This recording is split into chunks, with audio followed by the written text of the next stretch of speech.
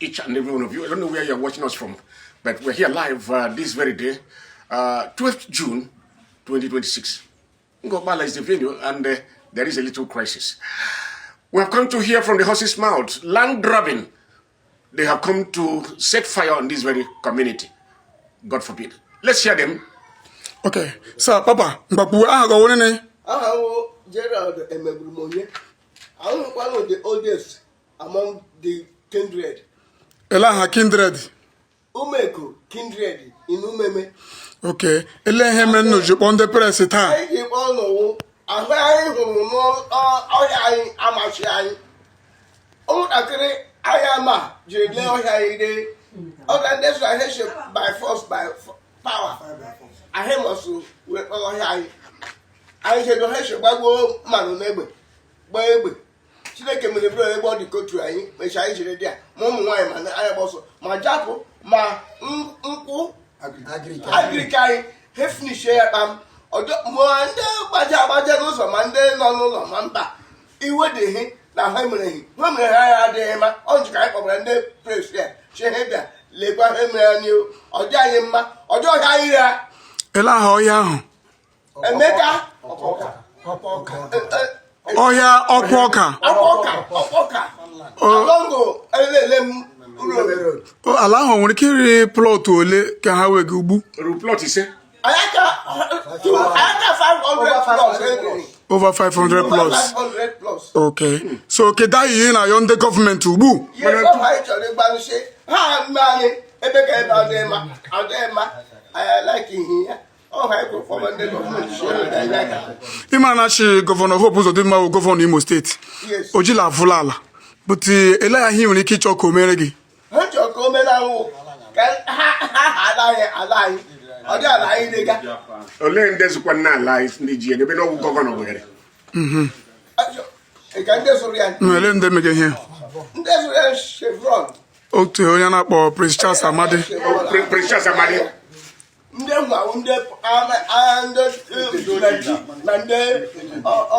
Is that how you get it? Chevron. She want here Prince Charles Amadi. Chavon. Yes. So I will never have Fuga Lebe. But always go now. Always go money. Okay, finally, Kedu Okuine Kubasara here and Mobu. Ele Shokuki.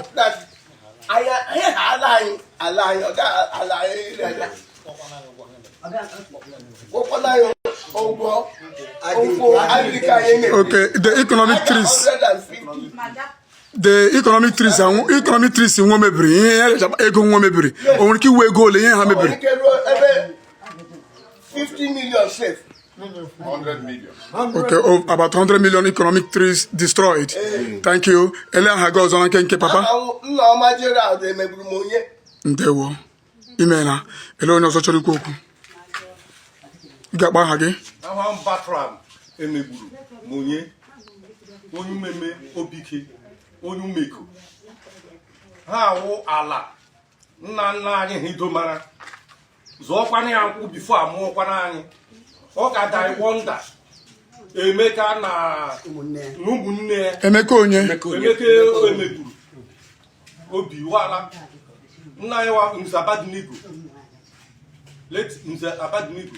Emeka anayo Nick Ebuka. Aha wundere ala. Wundere ala anyị. Nno kwerekwe ni sanwere ala. Ọ dị ka anyị kwere si ala erere.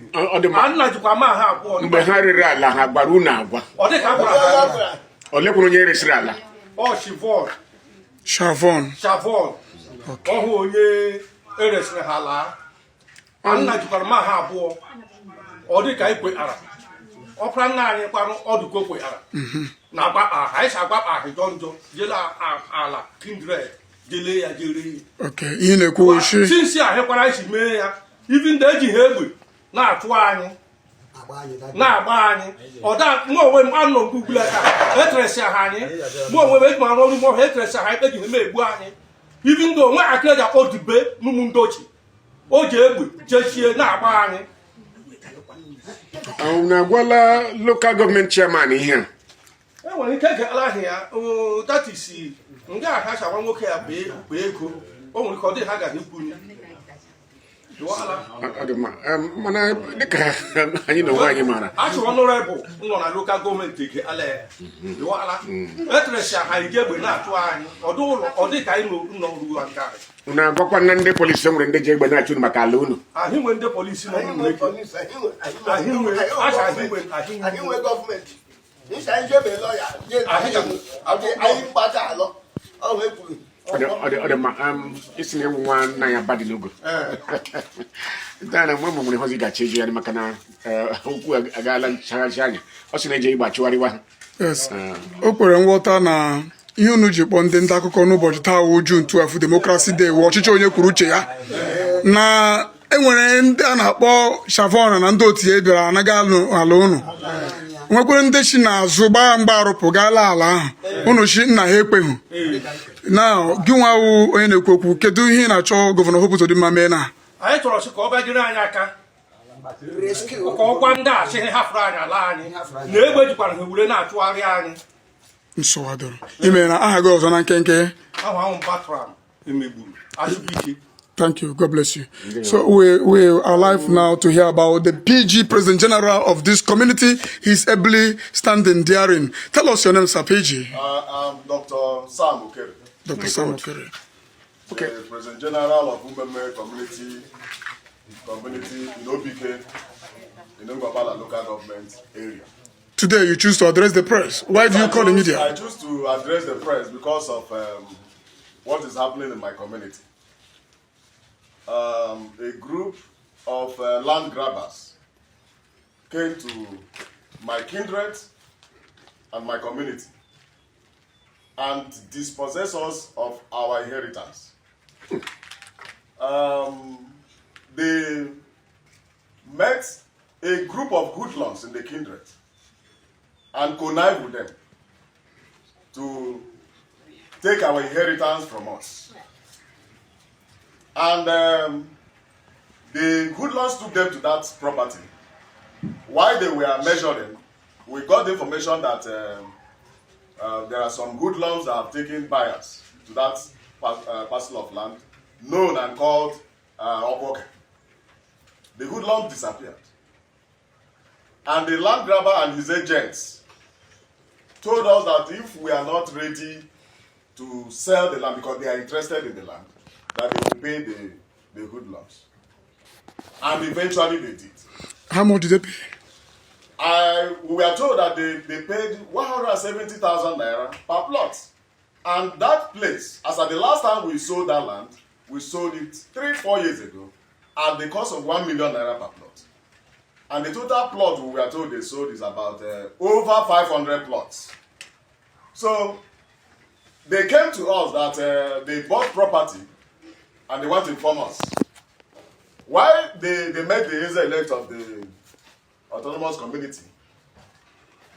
And the elect told them that they should come back, let him inform the kindred of the development and give them 2 days appointment. Before that 2 days, they moved in the equipment into that land. And when we got the information, our people went there and they were shooting at us and uprooted economic trees. Our palm fruit, which is a source of our livelihood, the palm tree occupied over 20 hectares of land. And that palm tree earns the community over 5 million naira every year. Plus the cassava farm. The cassava tubers and the stems worth over 20 million. So now the community and the kindred is crying because they have lost over 100 million because of the activities of these land grabbers. As of now, we are even unsure of our safety because they were shooting at us sporadically. We are not even sure of what is going to happen to us as we are granting this interview. So we are using this opportunity to call on the President of the Federal Republic of Nigeria, Senator Bola Tinubu. We're also calling on the Executive Governor of Imo State, Senator Hope Uzodimma. We are calling on the senators of the Federal Republic of Nigeria, the House of Representatives. We're also calling on the Inspector General of Police, and the chief of AMSA, because they are using hoodlums or what do you call it now? Armed men in uniform. We are calling on them to investigate the activities of these men that want to show us, because they were in army uniform. So today, we want the whole world to know, because we don't know where we are going to get our means of livelihood. And we are calling on the government to come to our rescue. Do you have any other place where your children can live? There is no other place. That is the only parcel of land. 500 and something plots sold by one person to an individual without due process. We all know how land is sold in this country. Instead of consulting or searching for this land, instead of searching, No due diligence. No due diligence. They decided to intimidate us because we don't know and we don't have people that will talk to us in the government. That's why we resorted to talk to the press. Let the press know, hear our plight. Let them know what we are facing in this country. Sir, let me ask you this question. Yes. The Honorable Commissioner for Lands in Imo State is your brother, is your son. From God, Have you been able to notify him? Barrister Nyonyebu, he is from Asiama, and of course the traditional prime minister of that very community. We have not. And that is the essence of this interview. Let him know. Let him come to our rescue. Thank you. Come to our rescue. Thank you. Your name again, sir? I am Dr. Mgbeke, the PG of this community. God bless you. Any woman want to talk? Any woman? Say your name and talk, please. Madam Beatrice Eke. Okay, how do you feel? How do you feel? Mama? Yeah. Because I can make I got choking week ago and Dika or the nobody started. Can you hear me? Macana no kuna bana obodun. No we dey e heru na ala. Na e ko buy too much. Kama pe ke ma shi dey da hu bi ni o dey. Le o hia ni. Ndị nna nna m bụ Suzo. Ma ọhịa ma ọnkwụ. Nda Emeka Anayo.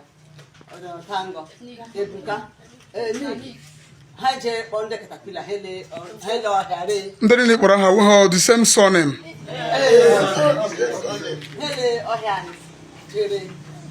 Anya the Debra, deep step, and I will talk to Mwaya Bossa, look. More, then 9 hit from no more. So get the hit your government in Meron now. Help to send me a higher head and Naka. Báyìí ló wúlẹ̀ ká báyìí ló wọ́tà pọ́n ló lójú àdàbí máa bọ̀ ẹ̀ wọ́n yẹn lè dùn máa bọ̀ ẹ̀ ayé ló apá ayé là jẹ́ sọ̀gàrí n'aka ọ̀hà yẹn gbèrè. Thank you, God bless you. Yes, thank you. Asị na okenye na-anọ n'ụlọ mgbe ewu amụọ n'ọbụ dịka anyị siri hụ nna ikwu nwere onye ọzọ ga-eche ịgbakwunye maka na ahụna m dịka isi nọrọ ebe ya dịka ga-asị na na-emegbu emegbu ihe ị ga-achị ịgwa anyị maka na agara m achị ịjụ nwa anyị ajụjụ m gara jụọ ihe banyere okenye na ezinụlọ n'ime usekwu n'ime family ndị arịrị ala okenye ha ọmanakwala okenye ha marana Aha, ya ogene ọ bụ okenye ihe nọ na compound ahịa Gerald emegburu. Okay. Nigeria dị na family ahụ. Okay. Ọ ma anaghị amụ ndị aje rembra le. Eshi na compound ya. Agwa hụkwana ihe ahụ. Onye ka akara ahịa asọ onye isi mgbe the compound. Yes, it's a simple thing. Thank you, God bless you. This man has cleared everything. His statement is obvious that these are land grabbers. Thank you. Amen. Ndewo. Thank you, Nemena. Ndewo.